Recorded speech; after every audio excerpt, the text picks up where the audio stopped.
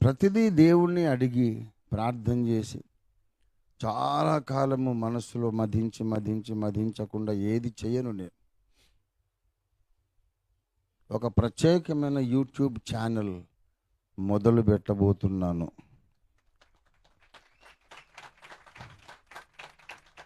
అందులో ఏముంటాయి తెలుసా? సాక్ష్యాలు తప్ప ఏముండవు.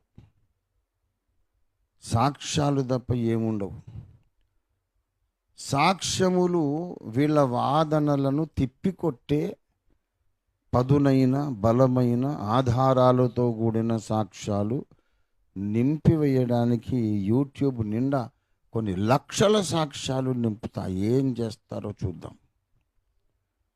ఆర్టిఫిషియల్ ఇంటెలిజెన్స్ టెక్నాలజీ ద్వారా ప్రతి సాక్ష్యమును ప్రపంచ భాషలన్నిట్లో కూడా ఆటోమేటిక్ ట్రాన్స్లేటెడ్ మెసేజ్గా అప్లోడ్ చేస్తాం. నేను ఊరుకుంటానండి. పనికి మాలిన వాళ్ళు, అసలు వీళ్ళకి దేవుడు అంటే ఇష్టం లేదు, వాస్తవాలంటే ఇష్టం లేదు, ఇంత అడ్డంగా మాట్లాడుతున్నారు, వితండవాదం చేస్తున్నారు. యేసుప్రభు మళ్ళీ వచ్చేది లేదు, ఏం లేదు, దేవుడు లేడు, ఏం లేడు, క్రైస్తవం చాలా దుర్మార్గమైంది అట. క్రైస్తవం దుర్మార్గం అంటావు అని అట్లా చెప్పడానికి నువ్వు ఎంచుకున్న ఇంటర్నెట్టే క్రైస్తవుడు కల్పించాడు, నాస్తికుడు కల్పించలేదు అది. కాబట్టి సాక్ష్యం, ఈ సాక్ష్యాలలో ముఖ్యమైన విషయం ఏంటంటే,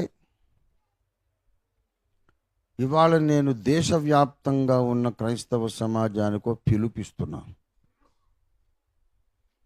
I'm happy, I'm making this announcement in God's time. దేవుని నిర్ణయ కాలంలో ఈ అనౌన్స్మెంట్ చేస్తున్నా. మొట్టమొదట నేను కొట్టే వాళ్ళ ఆయువు పట్టు ఏంటంటే, క్రైస్తవ్యం మాలోళ్ళ మతం, మాదిగోళ్ళ మతం, కులం తక్కువల మతం అంటున్నారు కదా. కాబట్టి ఇవాళ నేను ఒక నిర్ణయం తీసుకొని ప్రకటిస్తున్నా.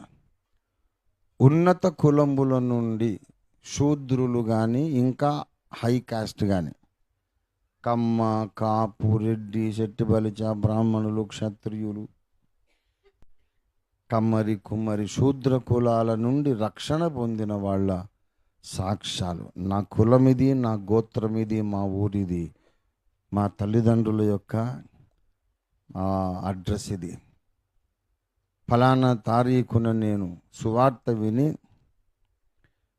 ఫలానా లాజిక్ను బట్టి యేసును నమ్మాను, నాకెవరు డబ్బులు ఇవ్వలేదు, బెదిరించలేదు. ఎవడరా బెదిరించేది? మా ఊరికి నేనే పెత్తందారును, నన్నెవడు బెదిరించేది?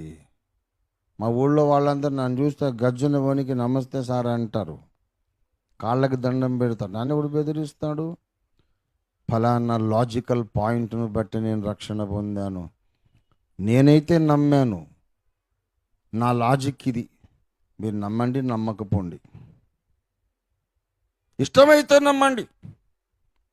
కానీ డబ్బులు ఇచ్చి మార్చారు, బెదిరించి మార్చారనే చెత్తవాగుడు వాగకండి అని చెప్పి సాక్ష్యం చెప్పిస్తా. ఇలా రక్షణ పొందిన వాళ్ళు వైశ్యులు ఉన్నారు, కొన్ని వేల మంది బ్రాహ్మలు ఉన్నారు, కొన్ని వేల మంది రెడ్లు ఉన్నారు, వేల మంది, లక్షల మంది కమ్మ, కాపు లేరా?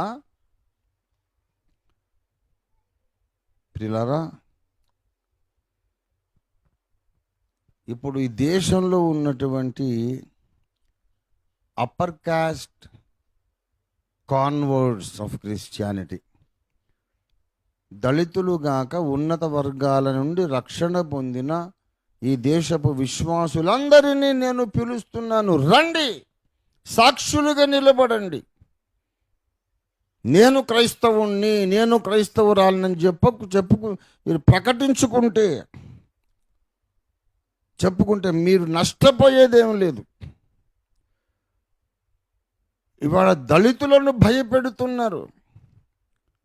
క్రైస్తవుణ్ణని చెప్పుకుంటే నీకు రిజర్వేషన్ ఉండదు, క్రైస్తవుణ్ణని చెప్పుకుంటే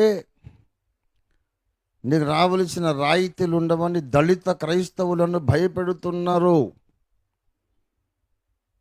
నేను చెబుతున్నాను, నేను క్రిస్టియన్ అని చెప్పుకుంటే ఒక మాల సోదరుడు కానీ మాదిగ సోదరుడు కానీ నేను క్రైస్తవుడని చెప్పుకుంటే నష్టపోతాడేమో. నేను క్రైస్తవుడని చెప్పుకుంటే ఒక రెడ్డి క్రైస్తవుడు ఏమి నష్టపోతాడు, ఒక కమ్మ క్రైస్తవుడు ఏమి నష్టపోతాడు, ఒక బ్రాహ్మణ క్రైస్తవుడు ఏమి నష్టపోతాడు, కాపు క్రైస్తవుడు ఏం నష్టపోతాడు? ఏమి లేదు. ఎట్లాగూ పాపం వాళ్ళకి రిజర్వేషన్ లేదు, ఏమీ లేదు. మరి ఎందుకు చెప్పుకోరు? భయపడకండి, ధైర్యంగా ముందుకు రండి. మేము దళితులం కామండి, మేము వైశ్యులం, మేము బ్రాహ్మణులం, మేము రెడ్లం, మేము కమ్మ కాపు శెట్టి బలజం, మేము కమ్మరి కుమ్మరి కంసాలి, మేము ఫలానా. ఒకానొక దినాన నేను సువార్త కరపత్రం చదివి నా హృదయం తెరవబడింది. యేసే రక్షకుడని అంగీకరించాను. అంతకు ముందు కూడా అదే గుడిసెలో ఉన్నా, తర్వాత కూడా అదే గుడిసెలో ఉన్నా. నాకెవ్వడు డబ్బులు ఇవ్వలేదు. వచ్చి ఎంక్వైరీ చేసుకోండి మా ఊరికి వచ్చి. నేను రెడ్డిని, నేను కమ్మ, నేను బ్రాహ్మణ్ణి. యేసు ప్రభుని నమ్ముకున్న తర్వాత సేమ్ ఇంట్లో ఉంటున్నాను లేదా? నా బ్యాంక్ బ్యాలెన్స్ పెరిగిందా? ఆస్తులు పెరిగినా? చూడండి. మతం మారినందుకు నాకు డబ్బులు వచ్చి నేను నిరూపించలేకపోతే బాప్తిస్మం పొందడానికి సిద్ధపడరా. లేకపోతే ఈ చెత్తవాగుడు ఈ మానుకో, ఈ విధవాగుడు వెంటనే మానేసి, నువ్వు చెప్పేది అబద్ధ ప్రచారం అని లక్షల మంది అప్పర్ కాస్ట్ క్రిస్టియన్స్ని, వాళ్ళకేం నష్టం లేదుగా, నష్టపోయేది ఏం లేదు. అప్పర్ కాస్ట్ క్రిస్టియన్స్తో మహాసభలు నిర్వహించి సాక్షులుగా వాళ్ళను నిలబెట్టి ప్రకటించాలని నేను ఒక కార్యక్రమాన్ని ఇప్పుడు చేపట్టాను, ప్రకటిస్తున్నాను, చేస్తాను, చేసి తీరుతాను. భారతదేశంలోని అప్పర్ కాస్ట్ క్రిస్టియన్స్ అందరూ నాతో చేతులు కలపండి, రండి. లేకపోతే మీరు న్యాయపీఠం ముందు దోషులుగా నిలబడతారు. న్యాయపీఠం ముందు దోషులుగా నిలబడతారు. మీకే నష్టము లేనప్పుడు మేము రెడ్డి క్రైస్తవులం అండి అని ఎందుకు రారు? మేము కమ్మ క్రైస్తవులం అని ఎందుకు రారు? మేము కాపు క్రైస్తవులం అని ఎందుకు రారు? మేము బ్రాహ్మణులము, మేము వైశ్య క్రైస్తవులం అని ఎందుకు రారు?